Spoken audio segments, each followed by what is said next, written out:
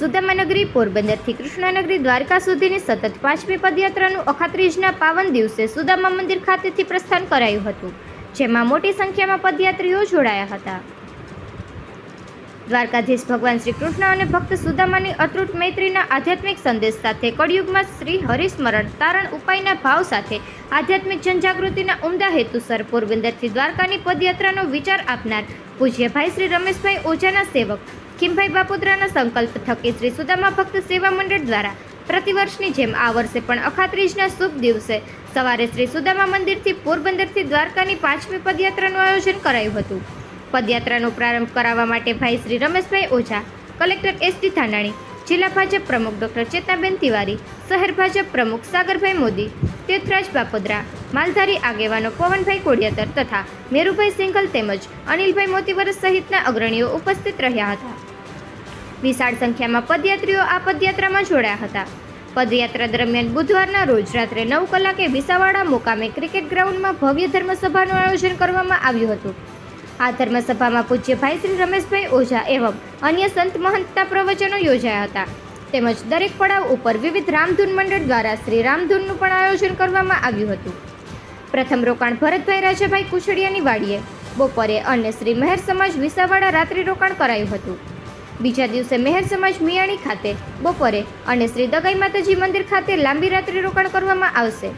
ત્રીજા દિવસે શ્રી આહિર સમાજ ભોગાત ખાતે બપોરે અને શ્રી દુલાભાઈ ગઢવીની વાડી પુરંગા રાત્રિ રોકાણ કરવામાં આવશે. ચોથા દિવસે શ્રી આવડમાં મંદિર બપોરે અને દ્વારકા ભજન કીર્તન રાસ સાથે દ્વારકાધીશના દર્શન સાથે પદયાત્રા વિરામ લેશે. ઉલ્લેખનીય છે કે સાંદીપની આશ્રમમાં શ્રી કૃષ્ણ અને સુદામા બંને સાથે અભ્યાસ કરતા હતા. તેની મૈત્રી અતૂટ હતી. કૃષ્ણના બાળ સખા સુદામાજીનું મંદિર સમગ્ર ભારતમાં એકમાત્ર પોરબંદર ખાતે આવેલ છે, જે પોરબંદર પંથક માટે ગૌરવરૂપ છે. સુદામાજી ભગવાન દ્વારકાધીશને મળવા અખાત્રીજના દિવસે ગયા હતા. તેની સ્મૃતિમાં સુદામાના પગલે આ 5મી પદયાત્રાનું સુદામા ભક્ત મંડળ દ્વારા આયોજન કરવામાં આવેલ છે. સુદામા અને કૃષ્ણનું મિલન દ્વારકા ખાતે થાય છે, ત્યારે બંને અતૂટ મિત્રો મધ્યપ્રદેશના ક્ષિપા નદીના કાંઠે આવેલા ઉજ્જૈનના સાંદીપનીના આશ્રમમાં ભણતા તેના સ્મરણો વાગોડે છે. સુદામા શ્રી કૃષ્ણની અટૂટ મૈત્રીને જાગૃત કરવા આ પદયાત્રાના આયોજનમાં સૌ ભક્ત સમુદાય જોડાઈને પુણ્યનું ભાથું બાંધે છે.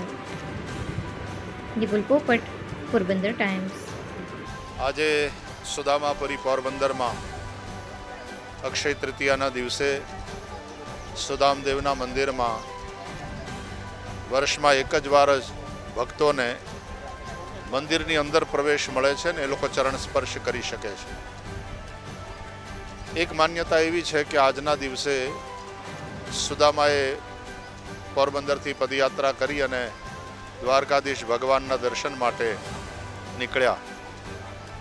સુદામા પદયાત્રી મંડળ દ્વારા છેલ્લા કેટલાક વર્ષોથી આ જ રીતનો ક્રમ શરૂ થયો છે અને આજના મંગળ દિવસથી સંતો મહંતોની હાજરીમાં એમના આશીર્વાદ સાથે પદયાત્રીઓ 5 દિવસની પદયાત્રા પ્રારંભ કરી રહ્યા છે. 5મા દિવસે સુદામદેવને મળશે, દ્વારકાધીશના દર્શન કરશે. સુદામા અને દ્વારકાનાથ જ્યારે મળે છે ત્યારે ચરણ સ્પર્શ તો શું, ભગવાન સુદામાને ભેટે છે, હૃદય લગાડે છે.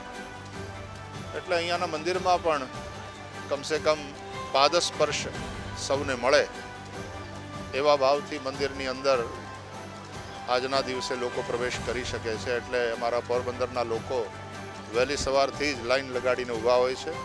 ખૂબ અનુશાસન સાથે વારાફરતી મંદિરમાં જઈ અને ચરણ સ્પર્શ એનો લાભ લેતા હોય છે.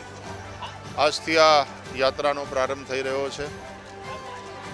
સમયે સમયે જે ગામમાં રાત્રિ વિશ્રામ છે ત્યાં ધર્મસભાઓ થશે. આજે વિસાવાડાની અંદર પહેલી ધર્મસભા છે, એમાં હું પણ પહોંચીશ. યાત્રાનો મંગલ પ્રારંભ થઈ રહ્યો છે ત્યારે બધા જ યાત્રીઓને માટે મંગલ શુભકામના. ભગવાન દ્વારકાનાથની ભક્તિને હૃદયમાં રહી, સુદામાના ભાવને હૃદયમાં લઈ અને પોતાના 4 પુરુષાર્થના 4 મુઠ્ઠી તાંદુલને સાથે લઈને કર્માર્પણ ભગવાનને કરવાના ભાવથી આ બધા જ યાત્રિકો અહીંયાથી નીકળે છે. ભારત તો ભાવમાં ડૂબેલા લોકોનો દેશ છે. શ્રદ્ધાની બાબતમાં આ દેશનો પ્રત્યેક વ્યક્તિ ખૂબ સમૃદ્ધ છે અને શ્રદ્ધા જ આપણને ટકાવી રાખે છે. અધ્યાત્મના ધર્મના ક્ષેત્રમાં જ્યારે આપણે યાત્રા કરીએ ત્યારે સૌથી વહેલા જે વસ્તુની જરૂર પડે છે એનું નામ છે શ્રદ્ધા. આદૌ શ્રદ્ધા. એટલે શ્રદ્ધાને લઈ અને પદયાત્રાનો પ્રારંભ થઈ રહ્યો છે. ભગવાન દ્વારકાનાથ ખૂબ આનંદપૂર્વક અને સુરક્ષા સાથે આ પદયાત્રા કરાવે એવી દ્વારકાનાથના ચરણોમાં પ્રાર્થના. અને આજે અક્ષય તૃતીયાના દિવસે ભક્તો બધા વિશેષ રૂપે ચંદનનો લેપ કરે ભગવાનને. એટલે આ તાપમાં શીતલ ચંદન એ ભગવાનને શીતળતા આપે, સુખ આપે એવો ભક્તોનો ભાવ હોય છે. પણ એ જ રીતે ભક્તોના હૃદયમાં જે ભગવાનની ભક્તિ છે એનાથી આ તાપમાં પણ શીતળતાનો અનુભવ કરતા સવારના અને સાંજના 2 ભાગમાં યાત્રા કરશે. બપોરના ભાગમાં બપોરા કરી 3-4 કલાક ત્યાં વિશ્રામ કરી અને થોડોક તડકો વળી પાછો હળવો પડે તો વળી પાછું ચાલવાનું શરૂ કરશે. અને સાંજ પડતા જ્યાં રાત્રિ વિશ્રામ છે ત્યાં પહોંચી અને ત્યાં સત્સંગ ધર્મસભા અને રાત્રિનો આરામ કરીને વળી પાછા બીજે દિવસે વહેલી સવારથી યાત્રાનો પ્રારંભ કરશે. આપ સૌને અક્ષય તૃતીયાની ખૂબ ખૂબ શુભકામના. આ પ્રેમ, આ ભક્તિ, આ ભાવ અક્ષય રહે એવી આપ સૌને શુભકામના સાથે સૌને નમસ્કાર. જય શ્રી કૃષ્ણ.